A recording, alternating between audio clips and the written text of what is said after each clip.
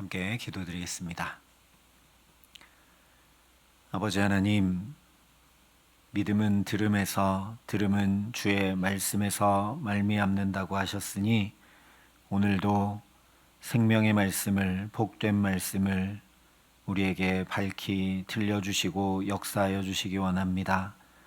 믿음의 굳건히 서서 복된 걸음을 살아감에 부족함 없도록 이 시간 주 앞에 엎드려 은혜를 구하는 우리 모두에게 주의 말씀이 밝히 환히 분명히 들려오게 하여 주셔서 우리가 굳건한 믿음 가지고 오늘도 주님을 모시는 처소를 아름답게 지어가는 귀하고 복된 날 될 수 있도록 이 시간 우리 가운데 역사하시고 함께하여 주시옵소서.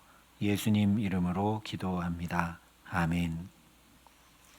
오늘 우리에게 주시는 하나님 말씀은 사무엘하 13장 23절부터 29절의 말씀입니다.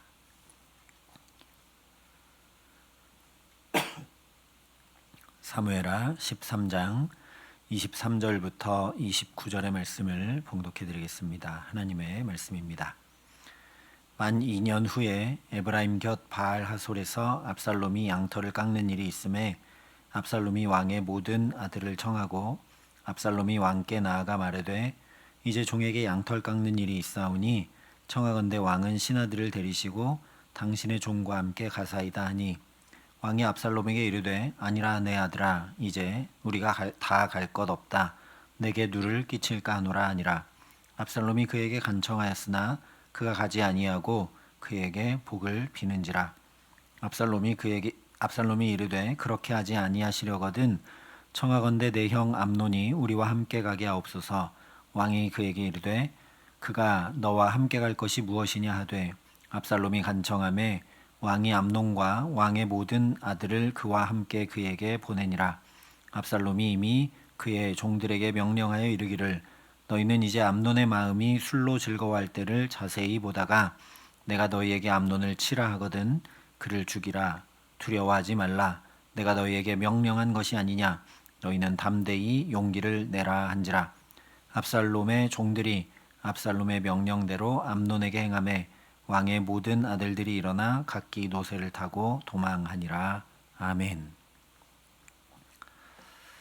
압살롬이 사랑하는 누이 다말의 원수인 형 암논을 양털 깎는 잔치에 초대해서 준비시켜둔 자객들을 통해 보복하는 만 2년 동안 얼마나 생지옥을 살 수밖에 없었는지 함께 살펴봤습니다.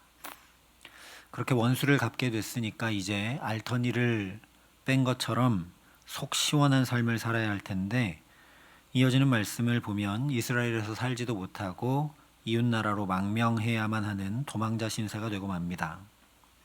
증오와 미움이 나와 남을 이렇게 비참하게 만들고 하나님 나라를 무너뜨리기 때문에 사무엘상이 이 사건을 세밀하게 전하여 반면교사를 삼도록 하고 있는 것입니다. 오늘 작은 사랑 하나를 실천하는 데서 원수 갚는 일을 하나님께 맡길 수 있는 믿음을 조금씩 쌓아가지 않으면 결국 압살롬처럼 나의 하나님 나라가 처참히 무너지고 말게 되기 때문입니다. 그런데 그렇다면 압살롬 편에서 볼 때 형 암논에게 보복하게 되면 자기가 감당해야 될 결과가 너무 명확한데도 이렇게 행한 이유가 무엇일까 다시 좀 생각해 볼 필요가 있습니다. 물론 누이인 다말을 너무나 아끼고 사랑했기 때문이죠. 실제로 14장에 가보면 압살롬은 딸을 딱 하나 낳게 되는데 그 딸의 이름을 다말이라고 지을 정도입니다. 그랬으니까 다말을 범한 뒤에 내쫓아버리고 아무 일 없었다는 듯이 편히 지내는 저 형 암논을 향한 증오가 걷잡을 수 없이 타오르는 거죠. 그러나 그 정도 증오라면 곧바로 보복했어도 모자랐을 텐데 압살롬은 만 2년 동안이나 숨죽인 채 전혀 내색조차 하지 않고 있습니다. 그렇다고 보복한 다음에 압살롬이 감당해야 되는 결과가 달라지는 것도 아니죠. 당장 보복하든 2년 뒤에 보복하든 그 결과는 똑같습니다. 물론 지난 시간 살펴본 것처럼 어떻게든 자기가 목적하는 바를 이루고자 하는 압살롬의 치밀함, 간교함 때문이지만 더 근본적인 이유는 성경에 기록된 피의 보복법을 이행하기 위해서입니다. 민수기 35장과 신명기 19장에 의하면 살인의 경우는 반드시 살인한 자의 생명값으로 이스라엘 안에서 악을 제하라 말씀을 합니다. 내 눈이 그를 긍휼히 여기지 말고 무죄한 피를 흘린 죄를 이스라엘에서 제하라 말씀을 합니다. 암논이 다말을 욕보이고 내쫓아버린 것은 우리가 이미 살펴봤던 것처럼 사회적인 살인과 같기 때문에 율법에 말한 그대로 이 악을 제해야 합니다. 실제 신명기 22장에 보면 암논이 다말을 욕보인 경우처럼 여성이 아무 도움의 손길을 요청할 수 없는 자리에서 이 비참한 일을 당하게 되는 경우 이 일은 사람이 일어나 그 이웃을 쳐 죽인 것과 같은 것이라, 즉 살인과 같은 것이라 말씀하면서 그런 일을 행한 남자는 죽이라 명하고 있습니다. 그런데 이 말씀대로 책임을 다해야 할 아버지 다윗이 암논의 죄를 묻지 않습니다. 그러면 이런 경우에는 이 살인에 대해서 가까운 친족이라도 그 의무를 행해서 이스라엘 안에서 반드시 악을 제해야 합니다. 그러니까 다윗이 그냥 아무것도 하지 않고 입을 닫았기 때문에 이 누이의 파멸에 대한 보복의 의무는 자연스럽게 압살롬에게 지워지게 된 겁니다.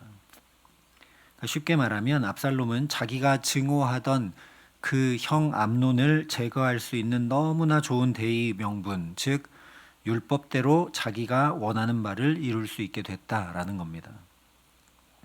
그래서 실제 오늘 28절에 보면 압살롬이 준비한 자객들에게 암논 죽이기를 두려워하지 말라 하면서 너희는 담대히 용기를 내라 이렇게 얘기합니다.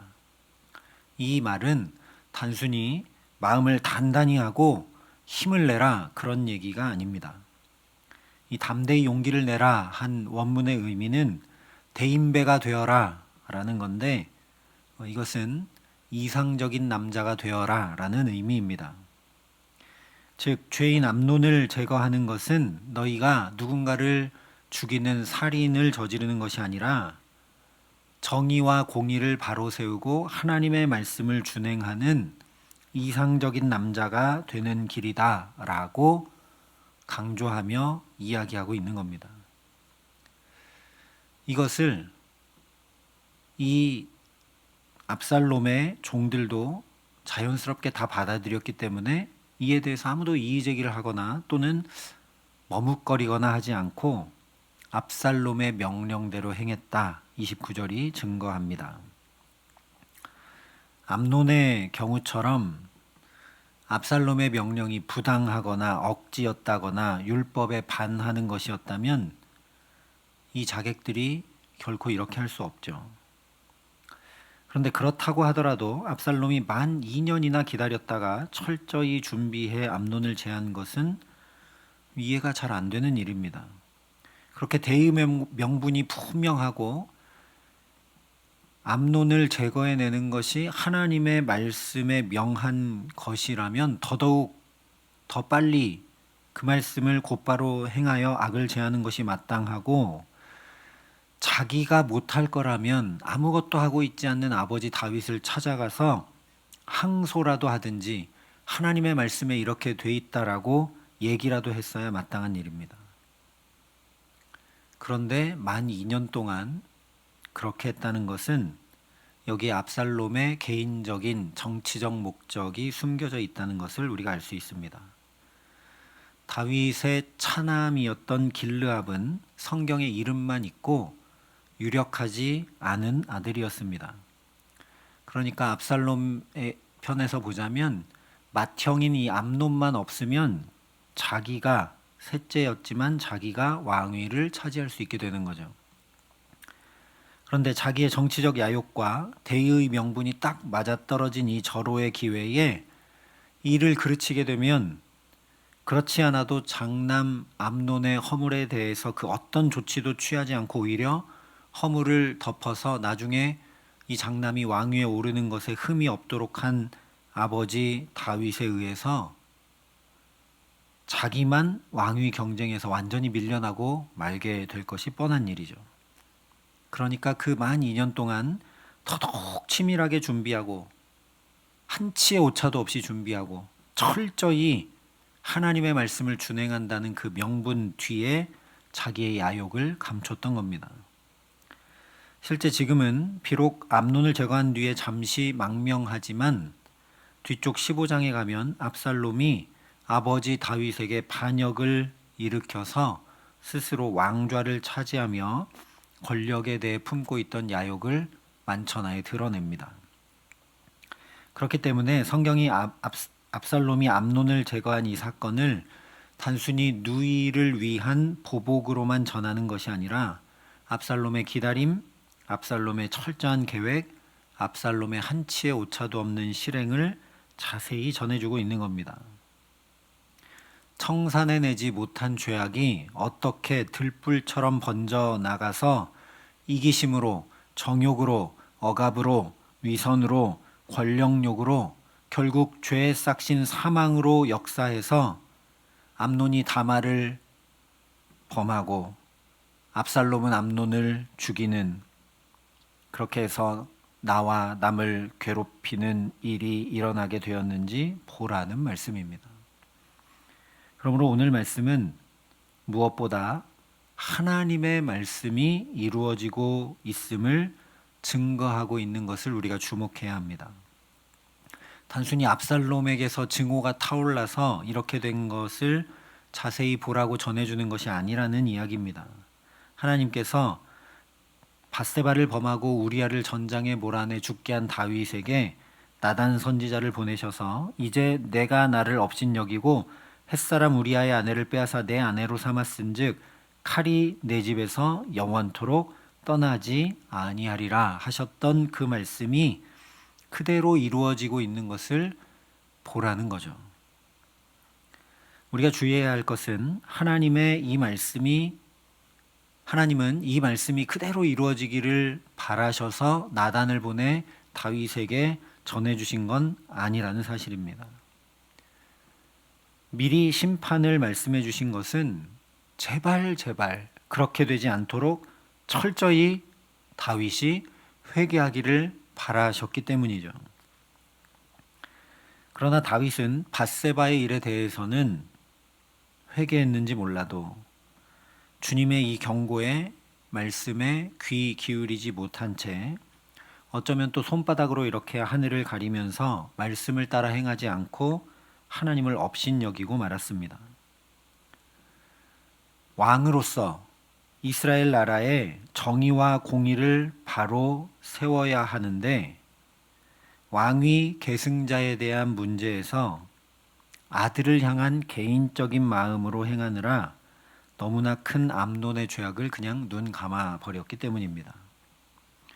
그것도 다른 사람이 아니라 자기의 딸 다말이 처참한 피해를 입었는데도 불구하고 아버지로서의 책무조차 감당하지 않았습니다.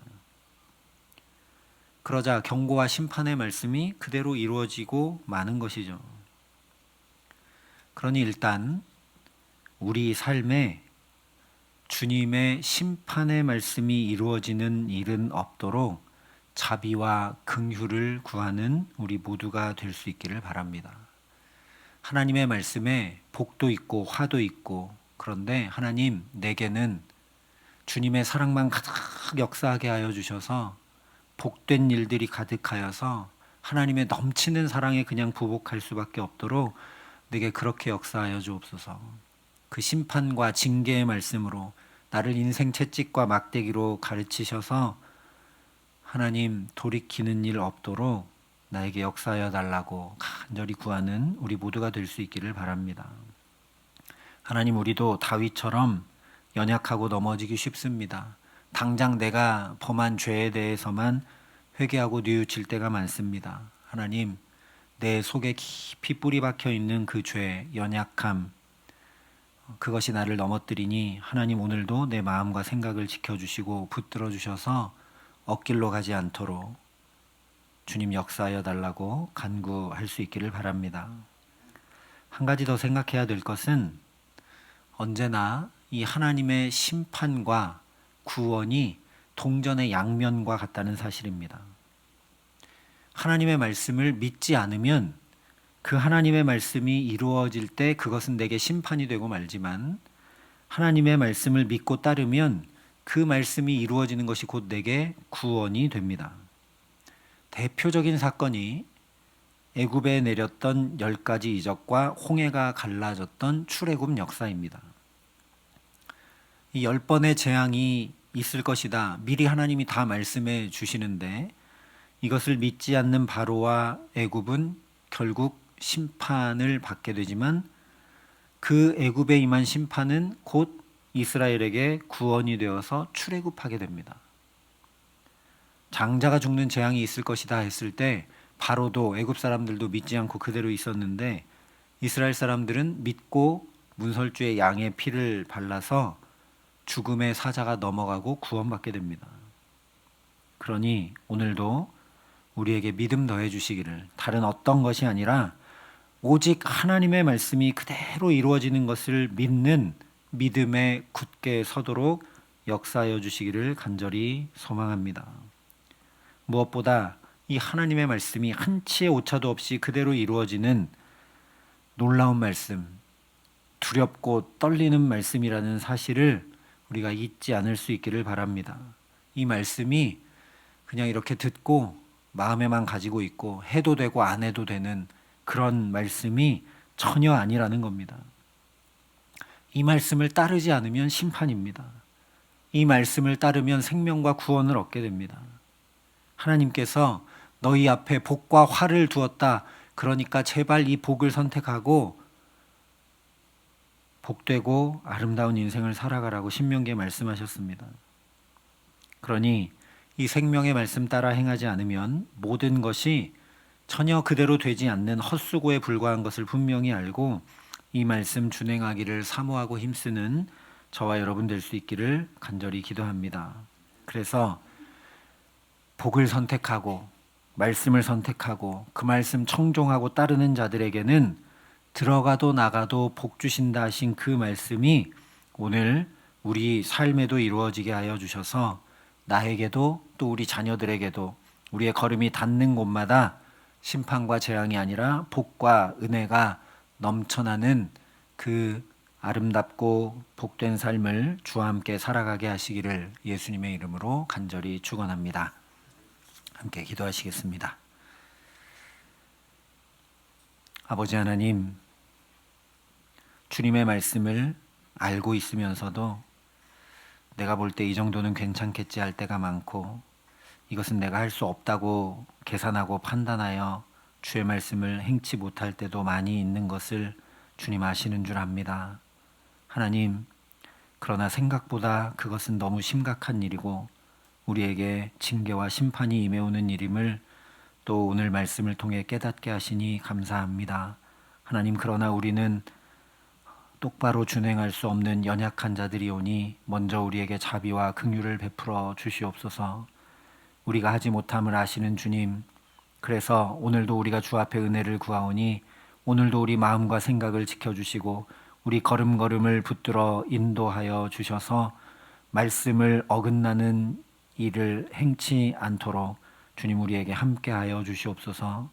우리 마음에는 주의 말씀 외에는 그대로 이루어지는 것이 없음을 분명히 알고 이 말씀을 어떻게 하면 따르고 준행할 수 있을까 하는 중심 가지고 오늘을 살아갈 때 하나님 말씀하여 주신 그대로 나가도 들어가도 복을 받는 우리의 가정과 자녀들 일터 복된 삶의 모든 걸음 될 수 있도록 이 기도의 시간 하늘문을 환히 여시고 우리에게 은혜를 더하여 주시옵소서.